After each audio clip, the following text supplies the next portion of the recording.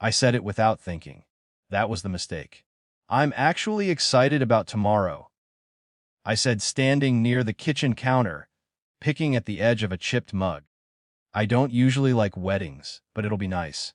There was a pause that felt slightly misaligned, like a beat skipped in a song. My aunt looked up first. She tilted her phone toward me, her expression puzzled but amused, the way someone looks when a child repeats outdated information. Tomorrow, she said. Oh no, sweetheart. It was last week. She swiped once, then again, then held the screen out as if offering proof in a friendly debate. My brother in his suit. The flowers. The stage. A dozen relatives I recognized, all smiling into the camera. A group photo near the end, my parents in the front row, beaming. I wasn't in any of them. My brother laughed, not sharply, just a short exhale through his nose. Didn't we tell you? He said, like he was genuinely trying to remember. My mother joined in, nodding. Yes, I thought you knew. It was all so hectic. No one stopped smiling. No one apologized. The room didn't tense. That was the most disorienting part, how ordinary it all felt to them. I said, oh, because that was the only word that fit without spilling everything else. Someone changed the subject. Tea was poured.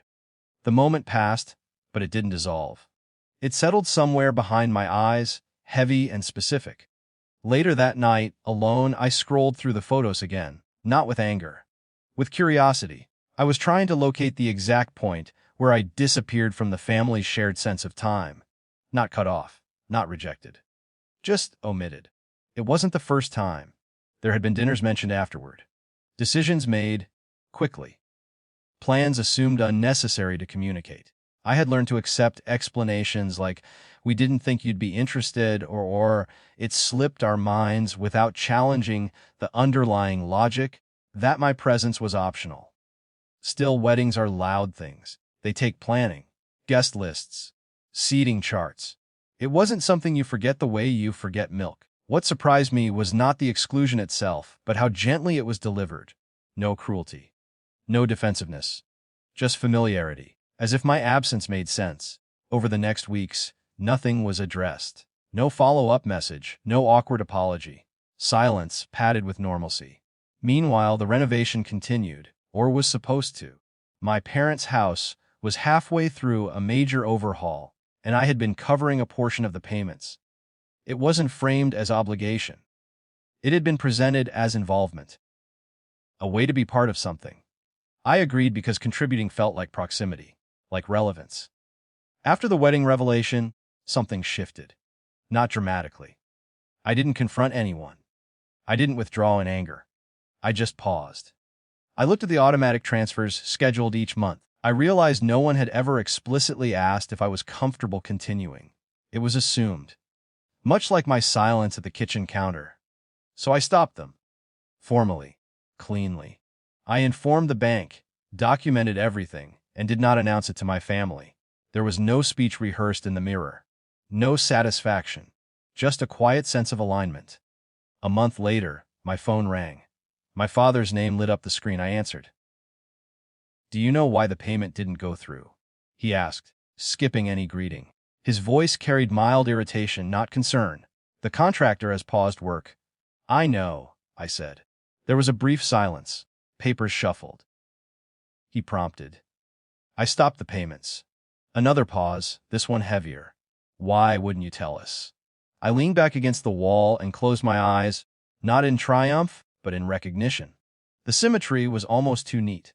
I thought you knew, I said. Then, after a beat added quietly, didn't I tell you? He didn't raise his voice. Neither did I. But something unmistakable entered the space between us, a limit they hadn't realized existed. My mother took the phone. Her tone was sharper, confused rather than angry. This isn't the same thing, she said. This affects everyone. Understand, I replied. And I meant it. That was the difference. They asked if I was upset about the wedding. I said no. Not because it didn't hurt, but because reducing it to that would make it sound like a single incident instead of a pattern. The payments remained stopped. The renovation stalled. No authority figure stormed in. No dramatic intervention.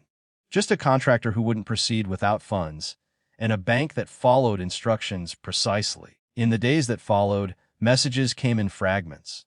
Practical questions, suggestions, mild pressure disguised as confusion. No one accused me outright. No one apologized either. What changed was subtle but permanent. They spoke to me more carefully, as if realizing too late that access had conditions. Not emotional ones, structural ones. I didn't feel victorious. I felt steadier, like I had finally responded in the same language they had always used with me. Assumptions corrected by reality. I still think about the photos sometimes. The way my brother's smile didn't falter. The way my absence fit neatly into the frame. Belonging, I've learned, isn't just about being loved. It's about being remembered when plans are made, not explained after. I didn't demand a seat at the table. I simply stopped paying for a room where I was expected to stand quietly by the door. Nothing dramatic followed. The relationship didn't collapse. It thinned. Became formal, less imaginative, but also less painful. And in that quiet narrowing, I found something I hadn't expected: dignity, that didn't need witnesses, and a voice that didn't have to be raised to finally be heard.